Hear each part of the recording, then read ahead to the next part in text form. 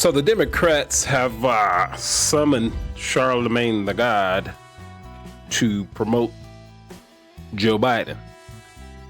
They done sent them out. They said, go ahead and dance for us, boy. Or that radio show and everything else you got's gonna be taken away. So he decided, he's all over the place. He's going on all these shows and podcasts and everything. So now he makes a stop at Fox. And let's see what this deviant has to say. He is a multimedia powerhouse. And when politicians stop by his show, The Breakfast Club, they always make headlines.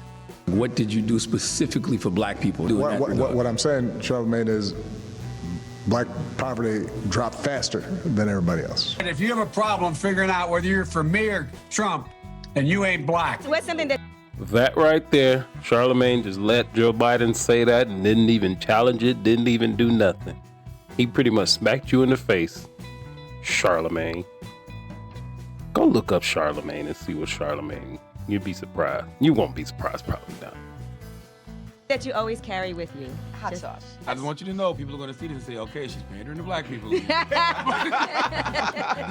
Okay. Is it working? What were you listening to when you was high? What was on? What song was it? Oh, my goodness. Oh, yeah, definitely Snoop. Tupac, for sure. Yep, those are some of the bigger and brighter moments. Charlamagne the God's new book is out. It's called Get On. Oh, that's the other reason. Thought I heard that he was pandering a new book, but now it's confirmed. Honest or Die Lying. Why Small Talk Sucks is available everywhere. Charlamagne, welcome to our studio. Thank you, Brian. Great to see you. Why does small talk suck? Small talk sucks because it's just a waste of time. We live in a world right now where everybody knows what we're here for. So, just get to it. So I roll these clips of the most important people in America, and they all need to talk to you. You become a power player. What do you think about when you see them talking to you? Has this always been the vision? Has it always been the dream? And besides him peddling a book, you black folks should be insulted that they have put him out here in front of you. This is what they think about you, right? Why don't they put out all type of doctors and business owners and things of that nature? They put this guy in front of you. Even though this year Cardi B says she wasn't going to vote for Joe Biden, but in the last election, they put her out there. They bring in all these weird people to the White House that are degenerates and deviants. That's what they think about you black folks. That's what the Democrats think about you.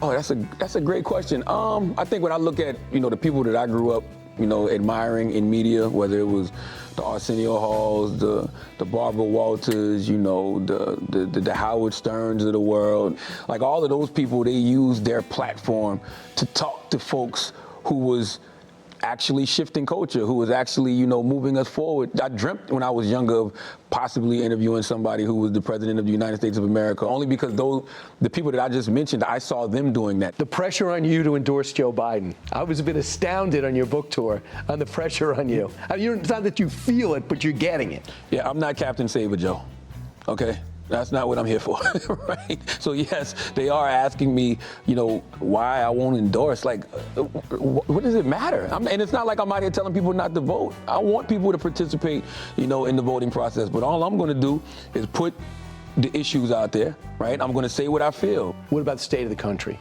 Where do you think we're at right now? Well, that's subjective, right? Because if you ask me, my answer might be different than, one of my cousins is living, down in Moncks Corner, South Carolina, or, Yeah, he gonna say that's subjective because these celebrities, I don't know why just an everyday person, which is most people, would take cues from a celebrity or an athlete or a politician or anybody like that, because they live totally different lives than we do, right? The economy is affecting us normal folks every single day. Every time we get gas, every time we go to the grocery store, every time we try to go out and have a nice meal, it doesn't affect them like that. To them, the economy is always great.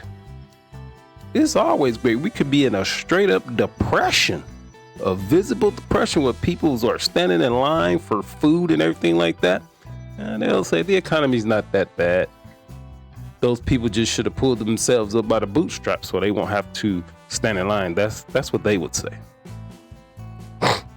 One of these, kids I might be talking to in Newark, New Jersey. America's never been great for everybody, but I think about the least of us. When I have conversations with the people, the poor and disenfranchised in this country, they are not happy in any way, shape, or form. It doesn't matter what party is in office. It doesn't matter if it's Democrats. It doesn't matter if it's Republicans. And I think that, people get very frustrated right now. I got in trouble. I'm not going to say trouble, but there was some backlash earlier this year when I got asked a simple question. Do I think the border is going to be an issue in November? This was in January.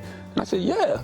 And I said, the reason I feel like it's going to be an issue because the first time in my life, people that I know are having conversations with me about what's going on at the border. Whether it's, somebody I know who works at a parking garage in New York coming to me in tears talking about, the crime that is in his neighborhood because the gangs that are coming over are, talking to activists in Chicago. Well, that's because as soon as your president, Joe Biden, got in office, he rolled back every single thing that Donald Trump did to secure the border.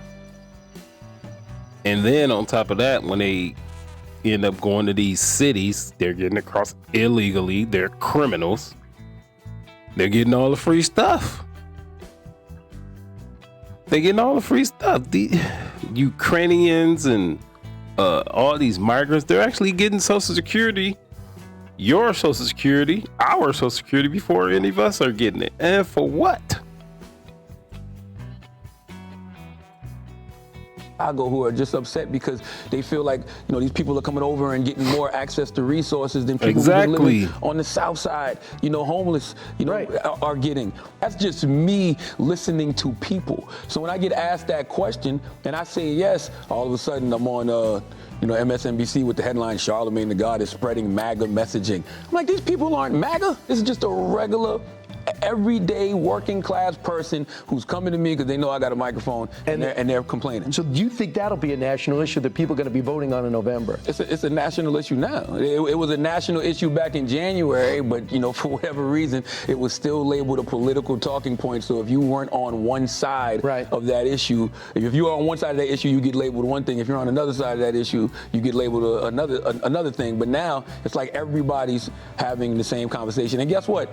If America knew how to take care of the least of us, it wouldn't even be a problem. I think when the governor of Texas started sending the illegal immigrants out of El Paso into Chicago, New York, and Philadelphia, then it became a national issue. Yeah, people got mad at me even back then when I was talking about, Governor Greg Abbott and, DeSantis in Florida, and I was saying, hey, man, it's inhumane and cruel what they're doing to the migrants, but it's actually kind of genius, right? Because if you're saying that you're a sanctuary city and you're saying, welcome, we'll take them.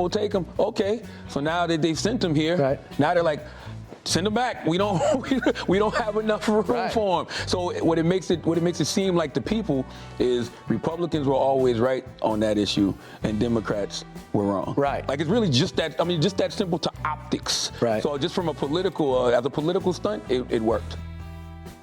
He's great. Yeah, he sees it in New York every single day. You can't live in New York and not feel this, especially if you have kids. He's not great. He's a poser. Because he won't come out and endorse Joe Biden.